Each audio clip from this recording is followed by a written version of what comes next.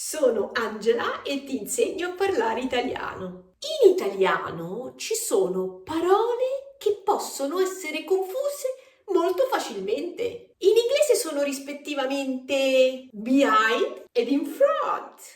Oh yes, please. Davanti, avanti, indietro e dietro. Please tell me the difference. Giusto, le hai pronunciate correttamente. Bisogna solo imparare ad usarle con il significato corretto. E ora vi spiego. Let's start con i miei esempi. Cominciamo con indietro.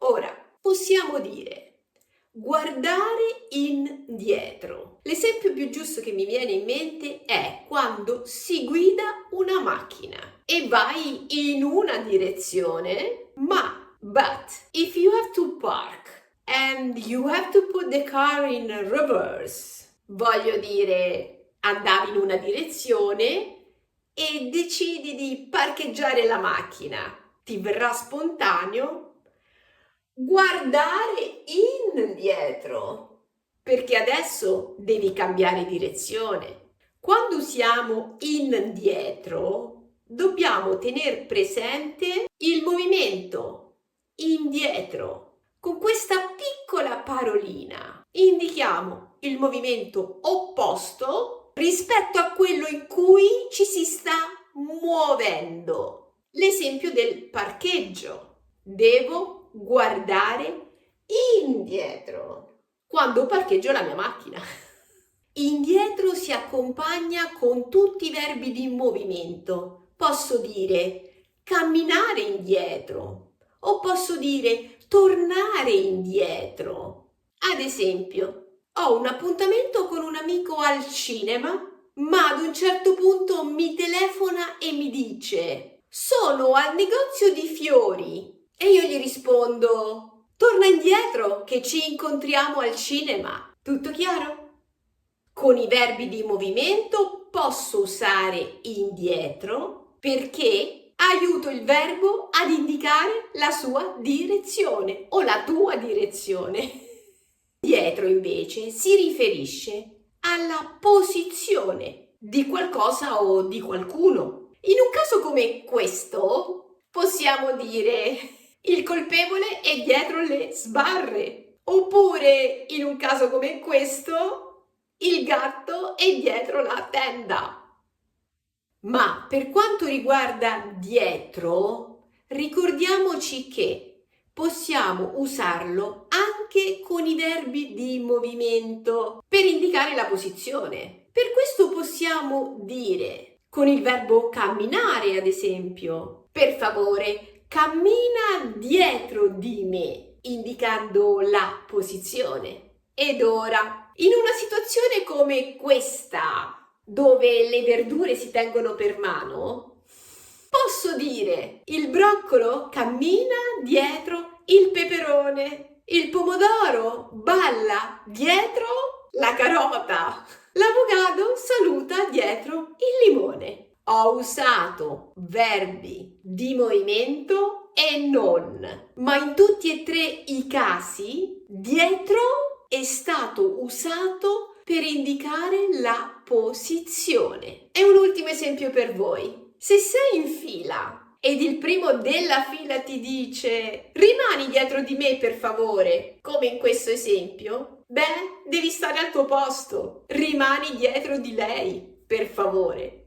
E poi abbiamo avanti e davanti. Anche in questi due casi possiamo considerare le stesse differenze che abbiamo considerato per dietro ed indietro. E facciamo degli esempi. Avanti indica il movimento. Avanti indica il movimento nella stessa direzione in cui noi ci stiamo dirigendo. Potresti sentir dire andiamo avanti, che in inglese però traduciamo con let's go ahead.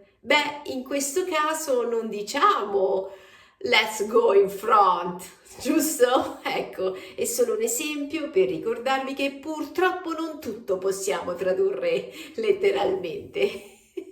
Per questo, in un esempio come in questa figura, io potrei dire vai avanti in cima alla montagna. Spero di essere stata chiara. Davanti invece è il contrario di dietro e indica la posizione di qualcosa rispetto a qualcos'altro o a qualcun altro.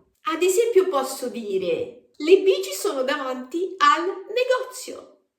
Ma anche davanti lo potrò usare con i verbi di movimento, perché insieme al movimento indico la posizione. E nel caso delle nostre verdure posso dire la carota cammina davanti al pomodoro.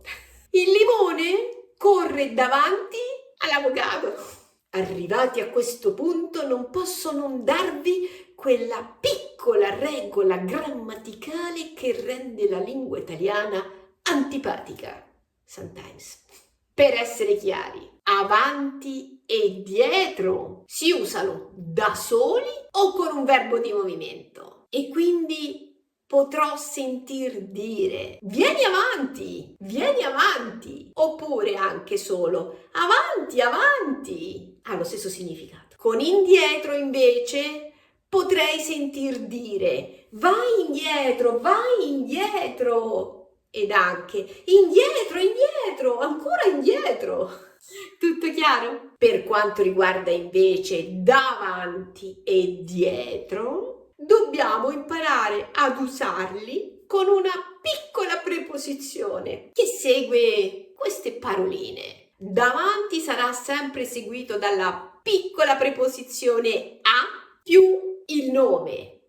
Ad esempio, ti aspetto davanti a casa tua. Oppure, sempre seguita dalla preposizione a ed un pronome personale. Guarda, sono davanti a te. Oppure, loro sono davanti a noi. Eccoli, davanti a noi. Oppure, davanti a voi o davanti a me. Quindi sempre la piccola preposizione a. Con dietro invece ci troveremo casi in cui quando si usa direttamente il nome personale non abbiamo bisogno di preposizioni. Ad esempio dietro Angela, la pianta e dietro Angela direttamente. Oppure possiamo usare la parolina dietro seguita dalla preposizione di. Io potrei dire la pianta è dietro di me, oppure tu potresti dire la pianta è dietro di lei. Qualche volta, ma non si usa più così tanto, potresti trovare la parolina dietro seguita dalla preposizione a.